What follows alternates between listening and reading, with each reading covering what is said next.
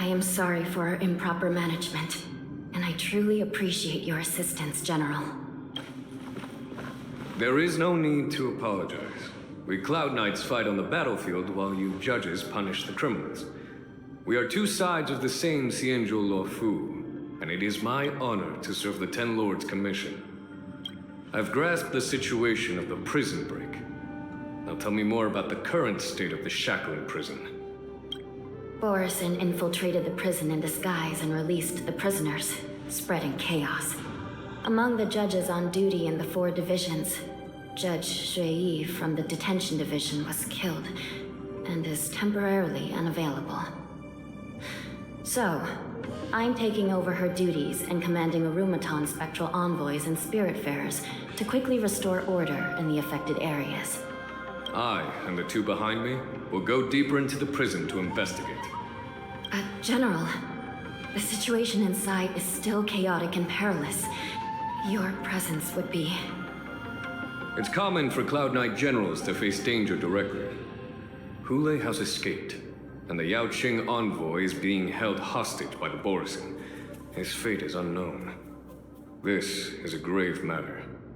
Not only did the Merlin's Claw offer no reproach, she decided to go after Hule herself to prevent further calamity. I believe the Law Fu owes her something in return for her fervent determination.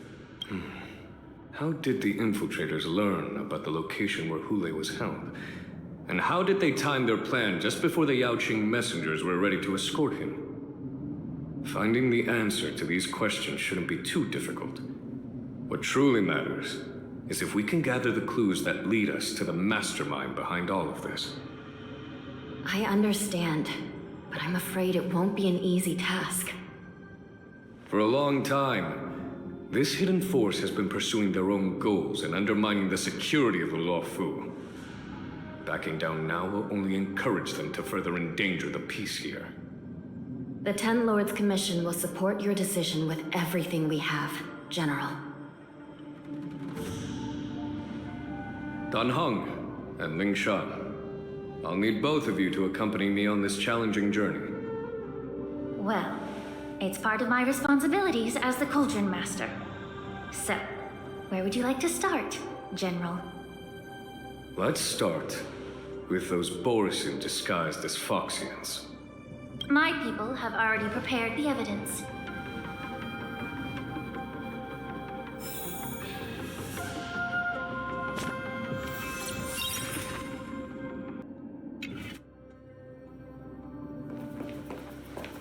According to Lieutenant Yanqing's report, he stumbled upon a few suspicious Foxians at Stargazer Navalia. After following them, he discovered that they were actually Borison in disguise. This is one of the bodies. Looking at him now, it's hard to imagine how he transformed into a Foxian. My alchemists detected some complex ingredients in his remains, which might explain how these Borison were able to disguise themselves as Foxians. Simply put, Foxians and Borison share a common ancestry. Although they look completely different now, there isn't much genetic difference between them. This medicine allows Borison to temporarily change their shape into that of Foxians. So, in other words, if they stop taking the medicine, their true form will soon be revealed?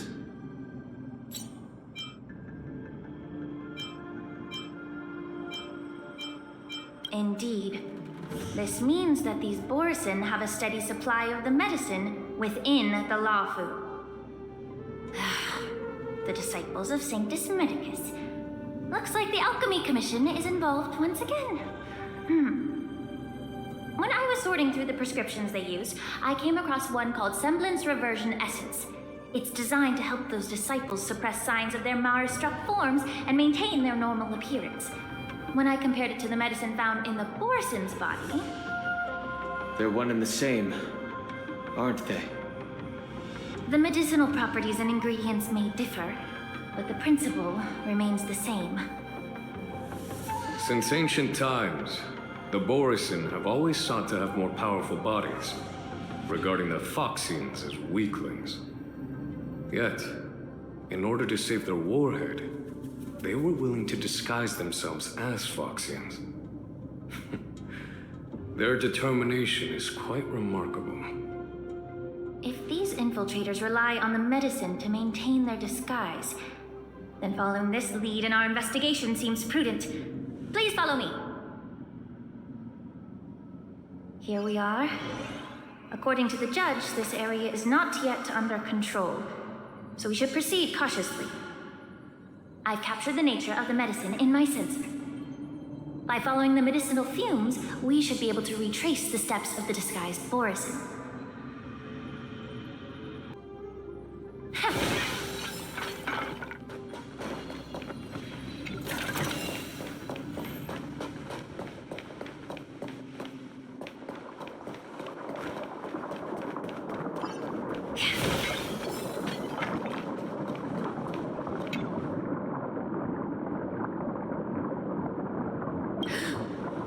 Incredible strength. The attacker shattered this warden's bones with a single blow. Such brute strength is not something an ordinary Borison possesses. This is likely the work of Hula. If I may be so bold to ask, is this Borison truly that formidable? I have lived a bit longer and engaged in a few more battles than you, Miss Lingsha. To the Alliance, Borison have always been the most formidable adversaries. And Hule is a monster feared even among his own kind. With his strength, Hule united numerous Borison packs, forming a grand army of abominations of abundance. They constantly pushed the Alliance's armies into perilous positions over 7 centuries ago. I followed my mentor on a campaign against the abominations, and I personally witnessed the devastation on the battlefield after Hule appeared. Even with medicinal pellets that suppressed the fear caused by his lupitoxin, countless Cloud Knights succumbed to panic in the face of his murderous aura. They couldn't even raise a hand in resistance. If the former sword champion hadn't immobilized Hule with her Frostblade, the outcome of that fateful battle could have been very different. By the end of the battle, only a few of us remained. The crimson moon cast the sheen of blood on all. Everything I saw was painted dark red. If that's the case, why wasn't the beast executed instead of being imprisoned? On the xianzhou Jumi, the judges cast those unforgivable and nearly immortal abominations of abundance into the eternal flames of the stars, reducing them to ashes. Their so-called immortality is just a facade. I mean, nothing can truly defy death, can it? I just don't understand why the Lawfu kept this tumor for so long, leading to the terrible situation we're facing now. But I guess I understand. People of the Lawfu are known for their kindness. Even when faced with a malignant tumor within the Alchemy Commission, they couldn't bring themselves to cut it out. Instead, they exiled the healer, who tried to solve the problem, to the xianzhou Jumi. I understand if you hold grudges against me, Miss Lingsha. I take the blame for the resurgence of the disciples of Sanctus Medicus. As for why Hule was only in prison, I can shed some light on that too. I'm just a healer. I'm not familiar with the past. I'd appreciate it if you could enlighten me. All right. Let me tell you more about it as we go.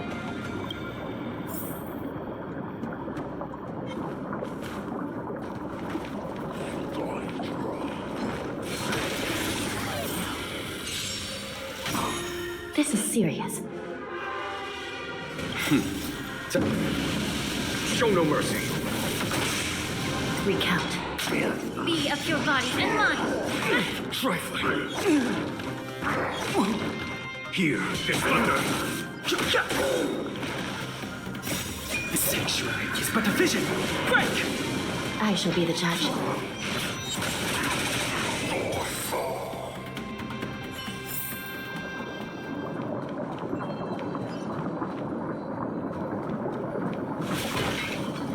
Did this Cloud Knight also take the medicine?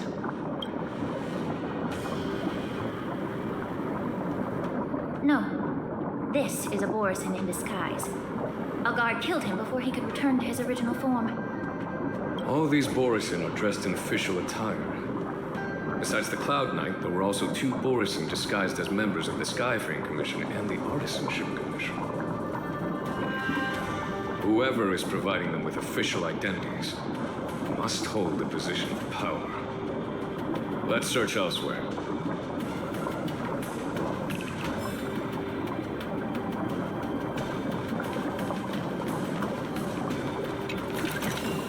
Refreshed and invigorated.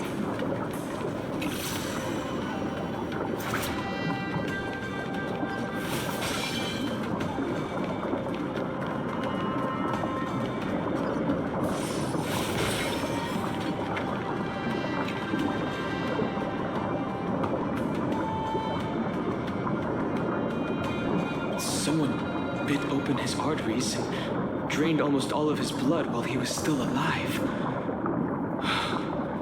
Such a cruel and ruthless act. Despite being a long-lived species, Borisin are actually more like predatory beasts that must feed on raw blood and flesh. I've heard that Hule was deprived of food and water in the Shackling prison. It's hard to imagine how he managed to suppress his hunger for over 7 centuries. Will the hostage from the Yaoqing be able to avoid being his meal? Such is the terrible nature of the abominations of abundance. We subjected him to the forest of swords to drain his life force. But in the end, his punishment turned into a test of our patience. Just like you said, Miss Lingsha. Casting a creature that can't be killed into a star would be a way to permanently get rid of it. But unfortunately... The Foxians didn't agree to that. Exactly. The atrocities committed by Hule went beyond mere massacres. Throughout numerous wars, we made every effort to eradicate the Borisin. But Hule, with his mysterious sorcery, turned countless Foxians into his pawns. So the Borisin kept returning. The Foxians curse his name day and night, and they even use it to scare children into staying quiet. How could they grant a swift death to such a great sinner? I wonder if you know why Hule wasn't taken into custody by the Foxian majority xianzhou Yaoqing, but instead imprisoned in the xianzhou Luofu, Miss Lingsha. As you mentioned, your mentor was an exceptional warrior and was the one who defeated Hule, an extraordinary achievement. Therefore, the Marshal placed this feral beast under the jurisdiction of the xianzhou Luofu as an honor, I assume? It seems you have a major misunderstanding about this arrangement, Miss Lingsha. Allow me to explain it to you.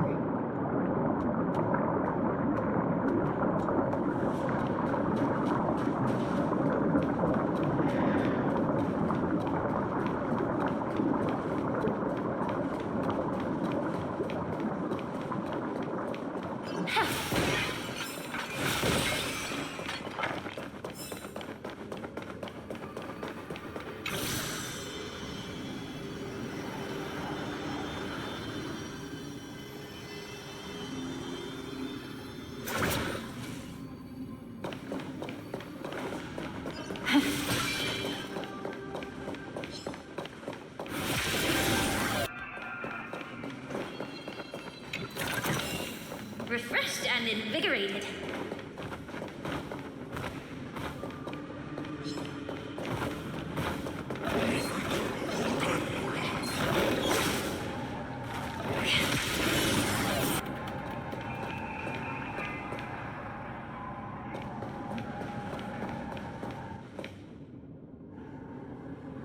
Yanqing told me that an IPC ship was attacked by Borisin. Is this what they were transporting on the ship? Yes, the Artisanship Commission and Alchemy Commission conducted a joint examination and found that the parts of this machine are made from specially refined Borisin biotissue. I heard the Intelligentsia Guild has been researching the biological properties of long-life species, hoping to make medical or combat-related discoveries.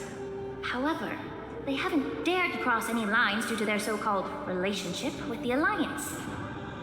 Perhaps to those scholars, Borisin are no different from lab animals. Maybe the Borison attacked that ship to retaliate against the Intelligentsia Guild for experimenting on them? No. If it were only about revenge, they could just wreck the ship and destroy all the cargo, instead of allowing it to end up in the Shackling prison. It was a deliberate display to showcase the dangerous nature of the cargo in broad daylight. This way, the cargo would end up in the Shackling prison, serving as a tool for the prison break. This skill in exploiting the blind spots of others' mindsets is so atypical of them. I'm afraid the IPC and the Intelligentsia Guild unknowingly became their accomplices.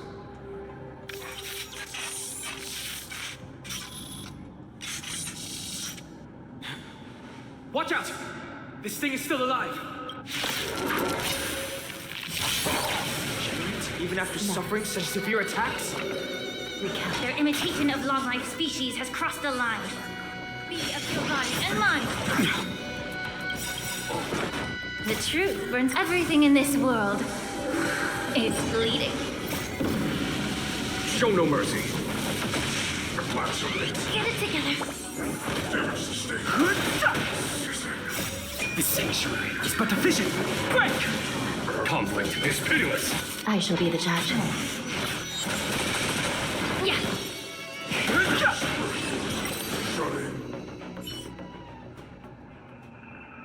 You haven't answered my question about why Hule was imprisoned in the Lafu instead of the Yaoqing, General. You've been reserved in your response. Could it be that such an arrangement wasn't an honor? The reason why the Marshal didn't leave Hule on the Yaoqing lies in the very mech in front of us. Are you suggesting that there are people trying to understand Hule's secrets and use them for their own purposes? Just like with this mech? Well, I understand. I've heard that the Foxians on the Yaoqing share a bloodline with the Borison. And just like the Borison, some of the Foxians there experience an uncontrollable insanity called moon rage. The Marshal believed that this would be inhumane and no different from what the Borison did, so... Exactly. While Borison see moon rage as a blessing that unlocks their true potential, Foxians see it as an inevitable curse within their bloodline. Countless healers of the Yaoqing have attempted to unravel this mystery, but to no avail. Why can Borison control the power of moon rage? Can we Foxians break free from this curse? These questions were asked frequently. Each questioner had good intentions. But the road to catastrophe is paved with good intentions. To the Foxians of the Yaoqing, Hule was not only the warhead of the Borison, but also a monster that could be the subject of much research. Hule thus became a poison that corrupted people's minds without their knowing. That's why the Marshal decided to imprison Hule and the Lafu. It wasn't an honor, but rather a warning.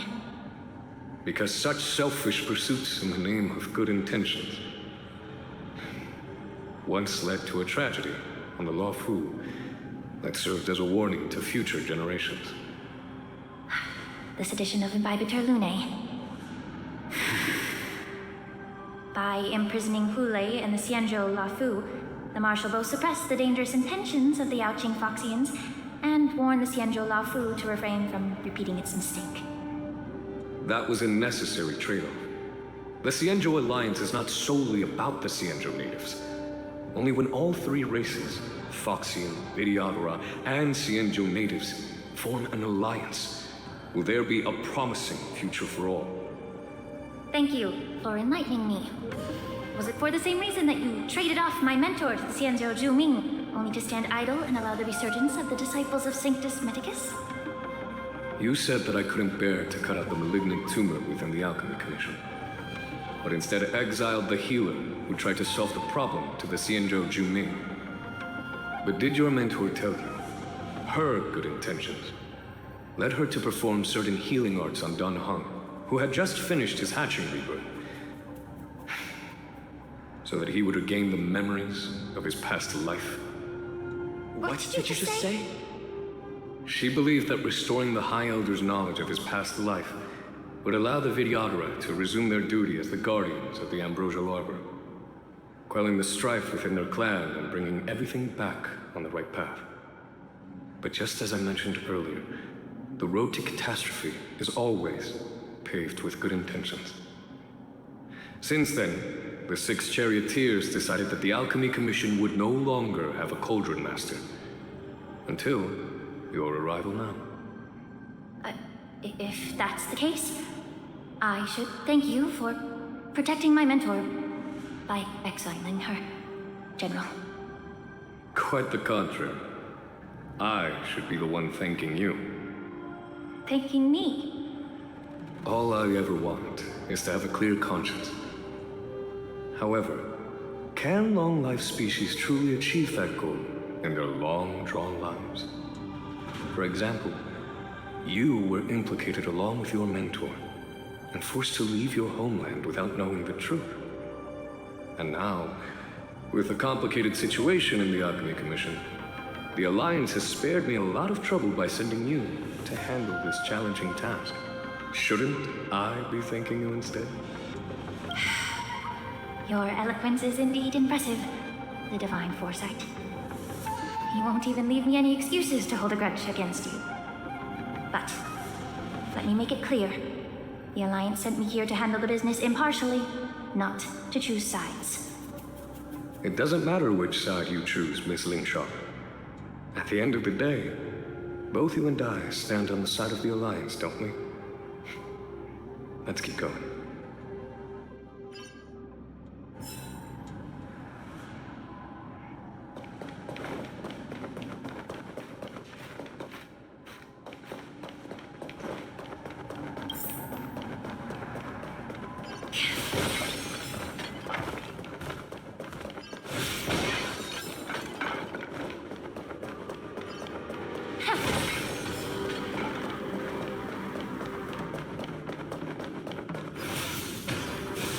Incense ascends, entwined with ethereal clouds.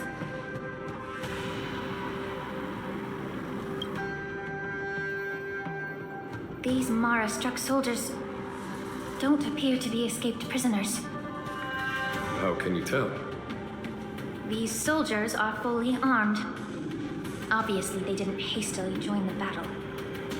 The messenger named Moza did say that there were 2 groups of attackers. And the other attackers, aside from the Borison, could hide their tracks.